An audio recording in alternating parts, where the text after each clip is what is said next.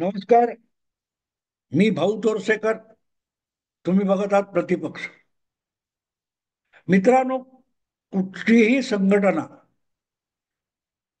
ही नेत्यावर आणि नेत्याच्या कल्पकतेवर उभी राहत असते. नेत्याच्या लोकप्रियतेवर विस्तारत असते, मोठी होत असते. पण जेव्हा नेता पक्षापेक्षा मोठा व्हायला लागतो, याचा अर्थ त्या नेत्याच्या लोकप्रियतेपेक्षा पक्षाची ऊर्जा खेचून नेता मोठा व्हायला बघतो, तेव्हा ती संघटना रसातळाला जायला वेळ लागत नाही. आणि म्हणून व्यक्तिमत्व मोठं होण्यापेक्षा व्यक्तिमत्वातून संघटना मोठी झाली पाहिजे, याकडे लक्ष दिलं पाहिजे. आणि त्याचं भान उरलं नाही की नेताच आपल्या पक्षाचं नुकसान करत जातो. राहुल गांधी हे त्याचं जिवंत उदाहरण आहे. गेल्या 10, 15, 12 वर्षामध्ये काँग्रेस पक्षाचा जो अतोनात ऱ्हास झालेला आहे, डबघाईला गेलाय पक्ष. याचं कारण असं की पक्षाचं काय वाटोळं व्हायचं ते हो, पण राहुल गांधींचा जय जयकार झाला पाहिजे. आणि राहुल गांधींचा जय जयकार म्हणजेच काँग्रेस पक्षाचं कार्य, ही जी धारणा झाली आहे किंवा ही धारणा करून देण्यात आली आहे, त्यांनी काँग्रेस पक्षाचा सत्यानाश केलेला आहे. म्हणजे आता या पहलगाम नंतरचा घटनाक्रम बघितला तर काँग्रेस, गांधी घराणं आणि राहुल गांधी यांचं समर्थन करण्यात आयुष्य गेलेले अनेक लोक गेल्या महिन्याभरात एकदम बदलून गेलेले. मी बोलतोय, ही तारीख 21 आहे आणि गेल्या वेळेला गेल्या महिन्याच्या 22 तारीखला पहलगामची घटना घडली होती. सर्जिकल स्ट्राईक किंवा एअर स्ट्राईक नंतर जो खोडेपणा राहुल गांधींनी केला होता, त्याची किंमत काँग्रेस पक्षाला मोजावी लागली होती. पण यावेळेला निदान सर्व पक्षीय बैठकीतून वगैरे सरकारच्या मागे उभं वगैरे बोलून राहुल गांधी थोडं सावरून घेत होते. इतक्यात अचानक त्यांचे कान कोणी फुंकले माहित नाही आणि खुळेपणा सुरू झाला. किती विमानं पडली सांगा. अरे, पाकिस्तान ज्या प्रकारे आपल्या जखमा चाटत विवळत पडलाय, तो बघितल्यानंतर साधी गोष्ट आहे की भारताचं कुठलंही नुकसान झालं ह्याचा वेगळा पुरावा देण्याची गरज नाहीये. पण सांगणार कोण आणि समजावणार कोण, हा प्रॉब्लेम. आणि त्यामुळे काँग्रेस पक्षाचं परत एकदा नुसकावून घातलंय. आणि त्यामुळे शेवटी तुमचा काय तो शशी थरूर वगैरे सारखे लोक यांना राहुल गांधींना झुगारून भाजपचे पंतप्रधान नरेंद्र मोदी यांच्या पाठीशी समर्थनपणे उभं राहावं लागलं. दुसरीकडे महाराष्ट्रात आपणच राज्य करू शकतो की आपल्या इच्छेशिवाय पान हलू शकत नाही, अशा भ्रमात वापरणारे उद्धव ठाकरे आणि सतत त्यांना त्या भ्रमात ठेवण्यासाठी आपली सगळी बुद्धी पणाला लावणारे संजय राऊत वगैरे मंडळी यांनी ज्या प्रकारे या युद्ध काळामध्ये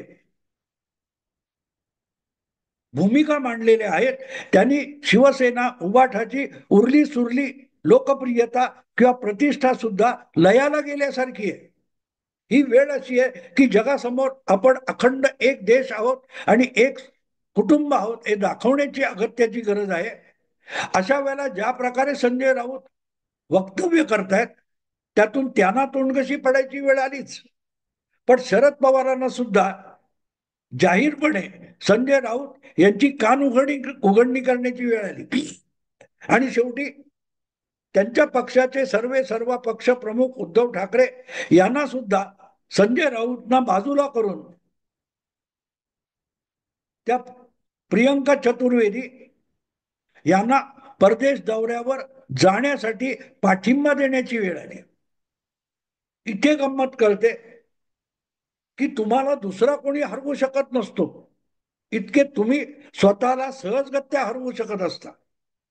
गेली 5 वर्ष युती मोडल्यापासून मी उद्धव ठाकरे आणि त्यांच्या सहकार्यांना एकच गोष्ट समजावतोय, तुम्हाला कोणी हरवू शकत नाही. आणि कोणी हरवायची गरज नाही. तुम्ही स्वतःच हरण्यासाठी, पराभूत होण्यासाठी इतके उतावळे झालेले असता की स्वतःचं नुकसान करून घेण्याची तुमची जी उबड येते ते कौतुकास्पद वाटते कधी कधी. आता सुद्धा गंमत बघा की ज्या वेळेला पहलगामची घटना घडल्यानंतर आणि भारताने पाकिस्तानला कठोर उत्तर, ठोस उत्तर द्यायचं ठरवल्यानंतर सगळ्या देशाला आणि विरोधी पक्षांना विश्वासात घेण्यासाठी पंतप्रधान नरेंद्र मोदी यांनी सर्वपक्षीय बैठक बोलवली. गृहमंत्री अमित शहा यांनी सगळ्या पक्षांची बैठक बोलवली. त्याला शिवसेनेचा प्रतिनिधी उभाच राहिला नाही, हजर राहिला नाही. उभाठा शिवसेनेचा प्रतिनिधी त्या बैठकीला गेलाच नाही. अरविंद सावंत यांना सांगितलं, ते म्हणाले मी दूर कुठेतरी संसदीय समितीच्या बैठकीत आहे, त्यामुळे पोहोचू शकणार नाही. पण दुसरीकडे ज्यांच्यावर सातत्याने मुस्लिम म्हणून शंका घेतली जाते ती चुकीची आहे असं मी म्हणणार नाही. पण राजकारणामध्ये तुम्ही असता तेव्हा लोकमताला किंमत असते. लोकमतातून तुमच्या पारड्यात मतं येत असतात. लोकभावना म्हणजेच लोकमत असतं. आणि त्यामुळे लोकांच्या भावना या क्षणी काय आहेत याचा विचार करूनच तुम्ही राजकारणातल्या भूमिका आणि पवित्रे घ्यायचे असतात. आज लोकभावना पाकिस्तानच्या विरुद्ध आहे आणि अशा वेळेला आपण थोडं जरी आशंका निर्माण होईल किंवा पाकिस्तान विषयी सहानुभूती दिसेल असं काही बोललो तर आपण लोकांच्या मनातून उतरू आणि जे कोणी बिगर मुस्लिम आपल्यालाही मत देतात ते आपल्याकडे कायमची पाठ फिरवतील याचं भान ठेवून MIMचे प्रमुख नेते असाउद्दीन ओवैसी यांनी त्या सभेला, त्या बैठकीला अमित शहाच्या जाण्याचं अगत्य दाखवलं. त्यांनी सांगितलं मी हैदराबाद येत आहे पण येतो. आणि तेवढ्यावर थांबले नाही, ते पदोपदी काँग्रेसला, पाकिस्तानला कान पिचक्या देताना दिसतात. अशा वेळेला धार्मिक भावना पुढे करणाऱ्या भारतीय मुल्ला मौलवींना, इस्लामच्या धर्म मार्तंडांना चार खडे बोल ऐकवायला सुद्धा ओवायसी यांनी मागे पुढे बघितलेलं नाही. कारण त्यांना माहितीये की बहुसंख्य मुस्लिम सुद्धा या देशातला पाकिस्तानवादी नाहीये. तो भले हिंदुत्वाचा विरोधक असेल पण तो भारत विरोधी नाहीये. कारण भारतामधला मुस्लिम जितका सुखवस्तू आहे तितका कुठलाही पाकिस्तानचा मुस्लिम सुखवस्तू नाहीये. आणि म्हणून असा सुखवस्तू मुस्लिम आपल्या पाठीशी उभा राहायचा असेल तर त्याला भारतातल्या सुरक्षिततेची गॅरंटी देणं आवश्यक आहे. आणि ती गॅरंटी देण्यासाठी आज सरकारच्या बाजूने उभं राहणं आवश्यक आहे. आणि ते उभं राहिल्यानंतर हजारोच्या संख्येने, लाखोच्या संख्येने हिंदूंच्या मनात सुद्धा ओवायसी विषयी सहानुभूती निर्माण होऊ शकते. हे ओवायसी ओळखतात. आणि म्हणूनच खरं असेल, खोटं असेल, देखावा असेल, दिखाऊ असेल, पण ओवायसी यांनी पहलगामच्या घटनेनंतर आणि जे काय अल्पकालीन युद्ध झालं त्या काळात झालेल्या प्रत्येक कारवाईत मोदी सरकारचं जबरदस्त समर्थन केलं. जबरदस्त. आणि स्वतःला हिंदुत्व, आम्ही हिंदुत्व सोडलं नाही असं म्हणणारे उबाठावाले मात्र मोदी सरकारवर टीका टिप्पणी करण्याची या संदर्भात सुद्धा एकही संधी सोडत नाही. आणि याला कर्मचारीपणा म्हणतात. अर्थात त्याचं वैयक्तिक कारण सुद्धा असू शकतं की आपण शिवसेनेचे, उबाठा शिवसेनेचे दिल्लीतले आणि संसदीय राजकारणातले सर्वात प्रमुख नेता आहोत आणि आपल्याला न विचारता आपल्या पक्षाच्या प्रियांका चतुर्वेदी यांना परदेशी जाणाऱ्या सर्व पक्षीय शिष्टमंडळात सहभागी करण्यात आलं आणि आपल्याला विचारण्यात सुद्धा आलं नाही की निवडण्यात सुद्धा आलं नाही. त्यामुळे संजय राऊत विचलित झाले असतील तर गोष्ट वेगळी आहे. गोष्ट वेगळी आहे. पण त्यामुळे ज्या प्रकारची भाषा ते बोलतायत की वरात कशाला, ही भावना आज जितकी काय ती संवेदनशील झालेलं आहे राजकारण आणि समाज जीवन, त्यामध्ये अशी भाषा ही तुमच्या पोटातली मतं कमी करत असतात. लोकशाहीमध्ये लोकभावनेवर तुम्हाला जगावं लागतं. लोकभावना किती बरोबर आहे, किती तर्कशुद्ध आहे, हा दुय्यम भाग आहे. लोकभावना हा कुठच्याही राजकीय पक्षाचा श्वास असतो. जेव्हा तुम्ही अशी वक्तव्य करता तेव्हा तुम्ही स्वतःच्या पक्षाची घुसमट करत असता. लवकरच महापालिका निवडणुका होणार आहेत आणि त्यावेळेला उभाटा शिवसेनेची कसोटी लागणार आहे. आणि मला खात्री आहे आज जी जी काही मुक्ताफळं संजय राऊत उधळत आहेत त्याची फार मोठी किंमत आगामी महापालिका जिल्हा परिषद निवडणुकीमध्ये उभाटा शिवसेनेला मोजावी लागणार आहे. आणि कदाचित त्याचंच भान आल्यामुळे बहुधा उद्धव ठाकरे यांनी पवित्रा बदलला आणि केंद्रीय कायदा मंत्री किरण रिजिजू यांचा फोन आल्यानंतर उघडपणे या शिष्टमंडळ परदेशी पाठवण्याच्या भूमिकेचं समर्थन केलं. पण हे असं का होतंय, हे असं का होतंय याचा उभाटा पक्षाने विचार केला पाहिजे. त्या पक्षामध्ये पक्ष संघटना, लहान सहान कार्यकर्ते, पदाधिकारी, संघटन स्वरूप हे सगळं दुय्यम होऊन गेले. एक मुठभर नेते आहेत आणि त्या मुठभर नेत्यांचा अहंकार हा पक्षापेक्षा मोठा होऊन गेलाय. त्यांचा अहंकार म्हणजे त्यांची व्यक्तिमत्व ती पक्षापेक्षा एवढी मोठी होऊन गेलीत की पक्ष म्हणून काही ओळख राहिलेली नाही. प्रत्येक जण स्वतःला आजच्या काळातला बाळासाहेब समजायला लागलाय. उद्धव ठाकरे स्वतःला बाळासाहेब म्हणतात, समजतात. आदित्य ठाकरे स्वतःला बाळासाहेब समजतात. आदित्य ठाकरे स्वतःला बाळासाहेब समजतात. पण ते बाळासाहेबांच्या क्षमतेचे नाहीत. बाळासाहेबांनी आपल्या एका व्यक्तिमत्वाच्या आकर्षकतेवर हे संघटन उभं केलं. आपल्यासाठी जीव ओवाळून टाकणारी आणि प्राण पणाला लावणारी कार्यकर्त्यांची फौज उभी केली, सेना उभी केली.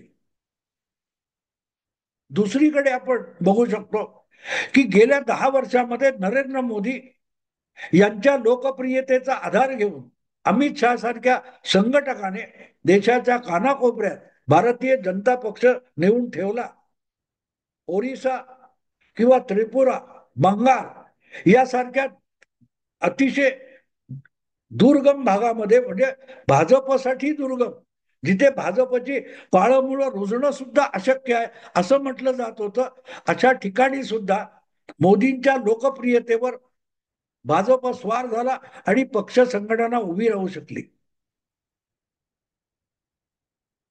तेवढी लोकप्रियता मोदींकडे आहे, त्याचा फायदा भाजपला मिळाला. उलट इथे सुषमा अंधारे असोत, संजय राऊत असोत, अशा लोकांचं पक्षासाठी 4 मतं मिळवण्यासाठी योगदान काय आहे?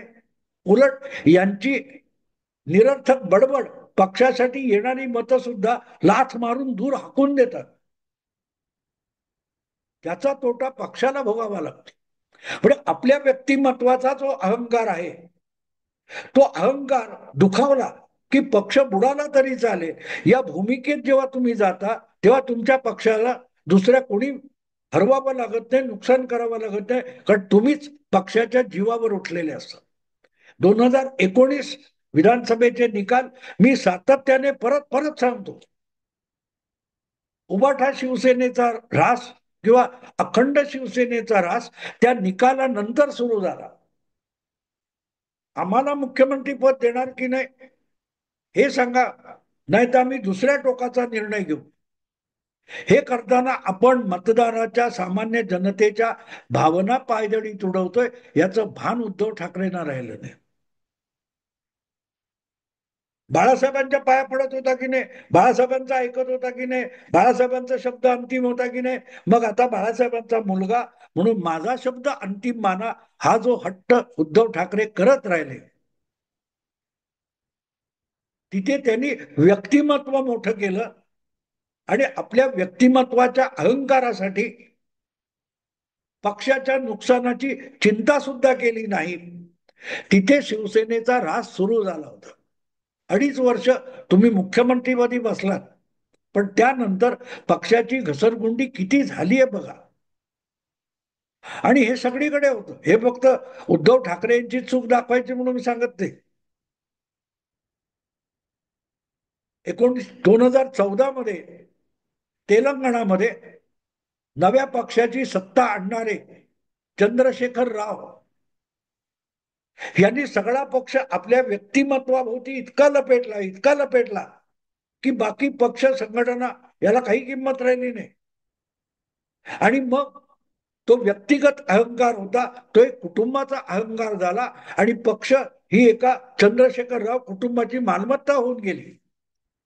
नेमकं त्याचंच प्रतिबिंब तुम्हाला दिल्लीमध्ये आम आदमी पार्टीच्या रूपाने दिसेल.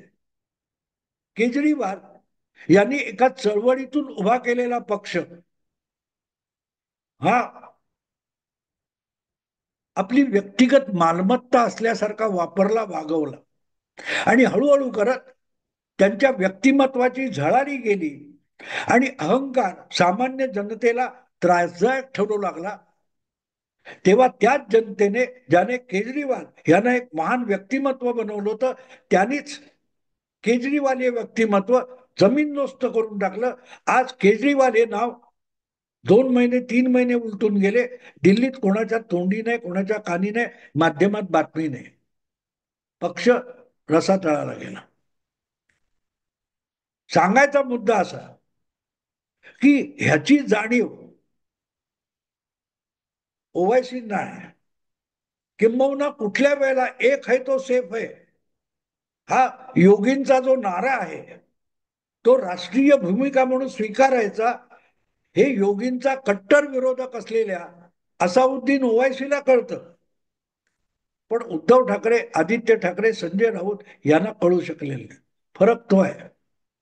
आपण असाउद्दीन ओवायसी हे ज्या भूमिकेतून विनाविलंब पाकिस्तान विरोधातल्या लढाईसाठी आणि भूमिकेसाठी मोदी सरकारच्या पाठीशी ठामपणे उभे राहिले आणि ठामपणे बोलताना दिसतात, त्यातून योगी यांचा जो नारा आहे, एक है तो सेफ है, सगळे भारतीय एक असू तर आपण सुरक्षित आहोत, आपण कुठल्याही शत्रूला टक्कर देऊन नेस्तनाबूत करू शकतो, हेच आपल्या परीने, आपल्या कृतीतून आणि आपल्या वक्तव्यातून असाउद्दीन ओवायसी सांगत असतात. शब्द ते नसतील, पण कृती मागचा आशय समजून घेतला तर योगी आणि असाउद्दीन ओवायसी यांचे म्हणणं सारखं आहे.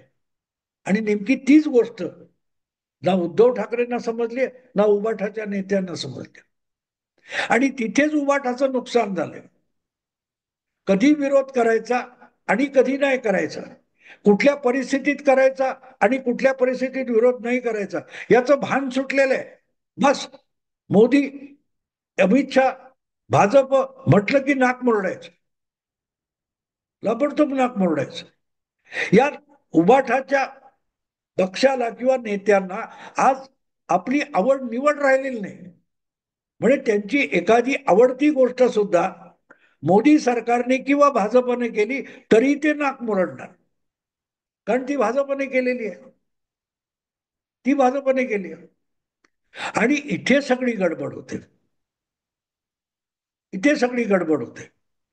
आणि म्हणून एका हैदराबाद शहरापुरता असलेला असाउद्दीन ओवायसीचा पक्ष ते बंगालमध्ये, बिहारमध्ये, उत्तर प्रदेशमध्ये, महाराष्ट्रामध्ये कुठे कुठे घेऊन गेले, कुठे कुठे घेऊन गेले.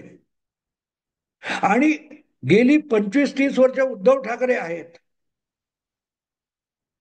त्यांना आपला पक्ष महाराष्ट्राच्या कानाकोपऱ्यात पाय रोवून उभा करता आला नाही किंवा इतर राज्यामध्ये त्याची बीज सुद्धा रुजवता आली नाही. जे ओवायसीला कळतं ते उबाठाला कसं कळलेलं नाही, हे कोडं आहे.